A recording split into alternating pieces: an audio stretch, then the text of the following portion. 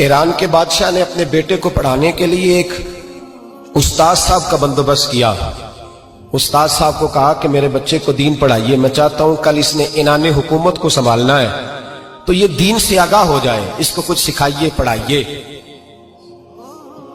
بہت نیک بزرگ بڑے درویش عالم پڑھانے لگے، اسباق مکمل ہو گئے، دین کے اسباق قرآن مجید پڑھایا، احادیث طیبہ کا درس دیا، اصول فقہ سے روشناس کرایا۔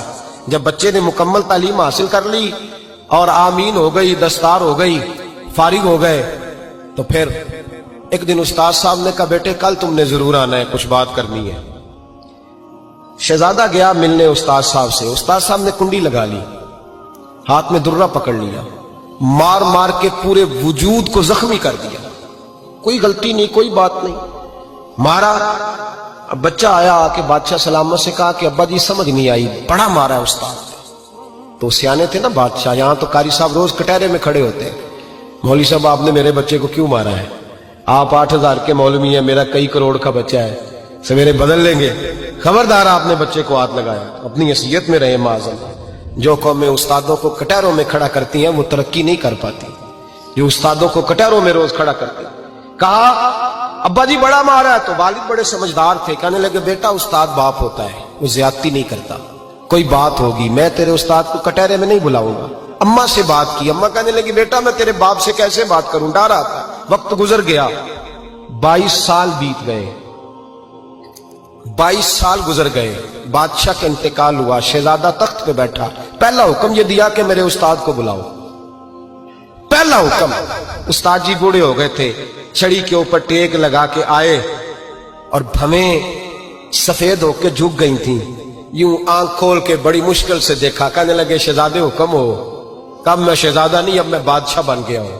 استاد جی 22 سال بیت گئے، آپ نے مارا تھا، پر وہ درد چونکہ زیادتی کی تھی، میرا قصور کوئی نہیں تھا، تو نہ میری روح سے درد گیا ہے نہ میرے جسم سے گیا ہے، میں بے اختیار تھا، پوچھ نہیں سکتا تھا، آج با اختیار ہوا ہوں۔ سب سے پہلے پہلا حکم آپ کو دیا، بلایا ہے، بتائے کیوں مارا تھا، کیوں مجھے مارا تھا، میری زیادتی بتائے۔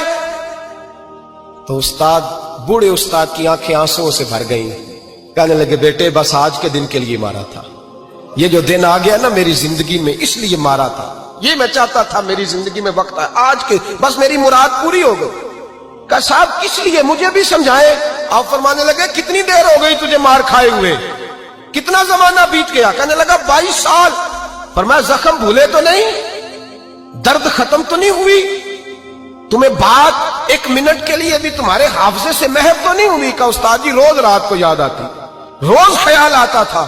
استاد کہنے لگے بھائی تو بے اختیار تھا، پوچھ نہیں سکا، 22 سال تجھے یاد رہا، مجھے پتا تھا تو ایک دن حکمران بنے گا، میں نے تجھے اس لیے مارا تھا کہ بیٹے یاد رکھنا، کسی پہ ظلم نہ کرنا، اگر تجھے 22 سال تک یاد رہا ہے تو جس پر تو ظلم کرے گا اسے بھی قیامت تک یاد رہے گا، اور یہ یاد رکھنا تو آج با اختیار ہوا تو تو نے مجھے بلا لیا ہے، قیامت کے دن غریب با اختیار ہو جائیں گے، مظلوم با اختیار ہو جائیں گے، وہ با اختیار ہوں گے، للہ الواحد القہار، رب کریم کی بارگاہ کے اندر ان کا اختیار ہوگا، اکیلے اللہ کی حکمرانی ہوگی، پھر وہ بلائیں گے بڑے بڑے کج کلا، دنیا میں جن کی پگڑیاں اونچی تھیں وہ سر جھکائے کھڑے ہوں گے، دنیا میں جو ڈکٹیٹر بنتے تھے ان کی پشتیں لال ہوں گی، ان کو غدار لکھا جائے گا، قیامت تک نہیں بھولے گا۔